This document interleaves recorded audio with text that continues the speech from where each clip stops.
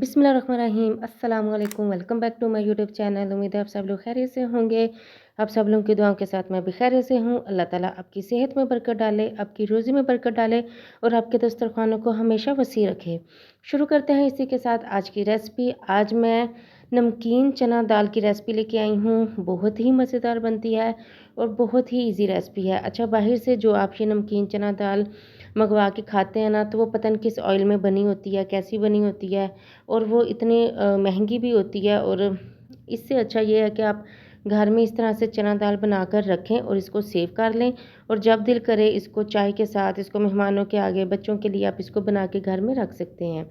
चलें जी, चना दाल की रेसिपी शुरू करते हैं। चना दाल नमकीन बनाने के लिए, इसकी रेसिपी के लिए सबसे पहले आपने चने की दाल लेनी है। उसको अच्छी तरह से आपने साफ़ पानी के साथ धो लेना है।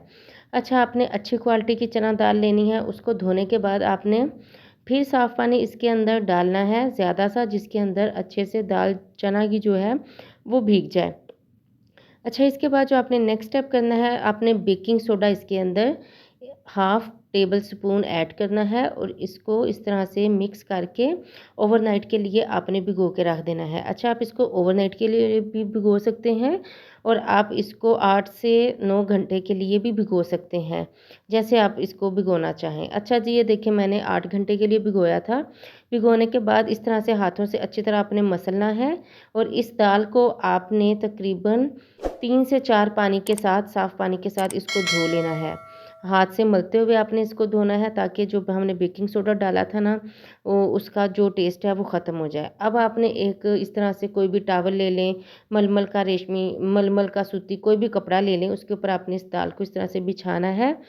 और इसको अगर आप चाहें तो इसको पंखे के नीचे तकरीबन आधे घंटे के लिए रख सकते हैं, ताकि इसके ऊपर जो पानी है ना, जो इसका मॉइस्चर है वो ख़त्म हो जाए, पानी इसका ख़त्म हो जाए और ये अच्छे से खुश्क हो जाए।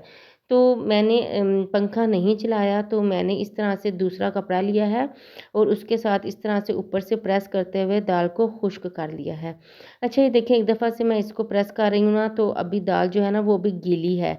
हाथ लगा रही हूँ तो गीली फ़ील हो रही है। फिर मैंने इसको दूसरे कपड़े के ऊपर शिफ्ट किया है दाल को, और ऊपर से इस तरह से छोटे टॉवल के साथ इसको इस अच्छे से मल लेना है, ताकि इसका जो मॉइस्चर है, इसकी जो नमी है और जो इसका पानी है वो खुश्क हो जाए। और ये देखें कितना अच्छे से जो है इसका जो पानी है वो खुश्क हो चुका है और दाल अच्छे से हमारी, अच्छा इसको आपने ज़्यादा ड्राई नहीं करना, इसको बस अच्छे से इस तरह ड्राई करना है कि इसका पानी जो है वो ड्राई हो जाए। फिर आपने एक तरफ ऑयल गर्म करना है पैन के अंदर, और उस ऑयल में आपने इस ड्राई की हुई दाल को ऐड करते जाना है।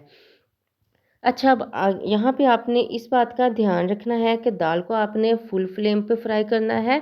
अब आपको किस तरह से पता चलेगा कि ये जो दाल है ये अच्छी क्रिस्पी हो चुकी है, अच्छी मज़ेदार करारी सी बन चुकी है, तो आपने ना इसको उल्टते पलटते हुए इसको अच्छे से हिलाते जाना है। अच्छा, जब तक मैं दाल को हिला रही हूँ, इसको फ्राई कर रही हूँ, उसके साथ-साथ अगर आप मेरे चैनल पर नए हैं तो मेरे चैनल को सब्सक्राइब कर दीजिए, और अगर आपने सब्सक्राइब कर लिया है तो इसके लिए बहुत-बहुत शुक्रिया।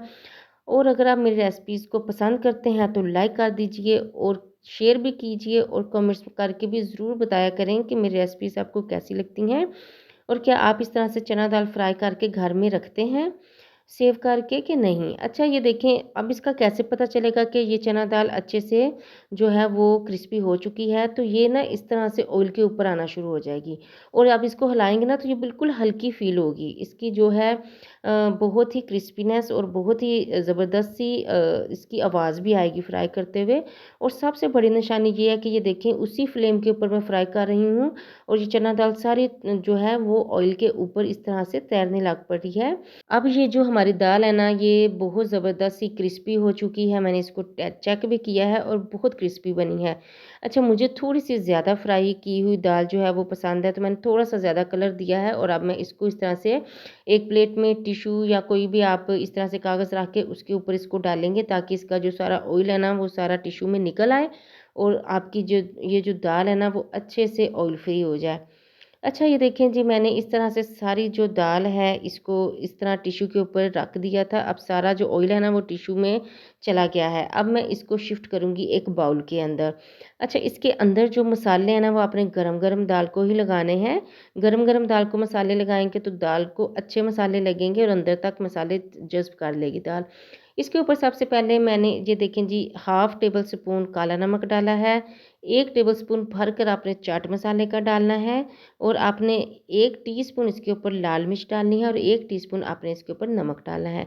इससे ज़्यादा मसाले आपने इसके ऊपर ऐड नहीं करने, इसी मसालों के साथ इसका टेस्ट बहुत अच्छा आएगा। अब हम इनको अच्छे से मिक्स कर लेंगे। दाल हमारी अभी भी गर्म है, गर्म दाल को ही आपने मसाला लगाना है, दाल को ठंडी नहीं होने देना। गरम दाल को मसाला लगाएंगे तो दाल को बहुत अच्छे से मसाला लगेगा। और ये देखें जी हमारी करारी क्रिस्पी मज़ेदार सी दाल बनकर रेडी हो चुकी है। अब हम इसको एक बाउल में शिफ्ट करेंगे। आप भी इस दाल को बनाएं और महीनों इसको आप सेव करके रख सकते हैं बच्चों के लिए, मेहमानों के लिए, खुद चाय के साथ या खुद इसको खाने के लिए। मुझे तो ये दाल बहुत पसंद है और मैं इसको अपने घर में ज़रूर बनाकर सेव करती हूँ और इसको मैं यूज़ करती हूँ अपने बच्चों के लिए और अपने लिए, और बहुत ही ज़बरदस्त सी बनती है। आपको रेसिपी अच्छी लगी हो तो एक दफ़ा फिर से मेरे चैनल को सब्सक्राइब कर दीजिए, लाइक कर दीजिए, प्यारा सा कमेंट कर दीजिए। मिलते हैं आपसे नेक्स्ट और बहुत ही अच्छी रेसिपी के साथ। तब तक के लिए मुझे इजाज़त दीजिए। अल्लाह हाफ़िज़।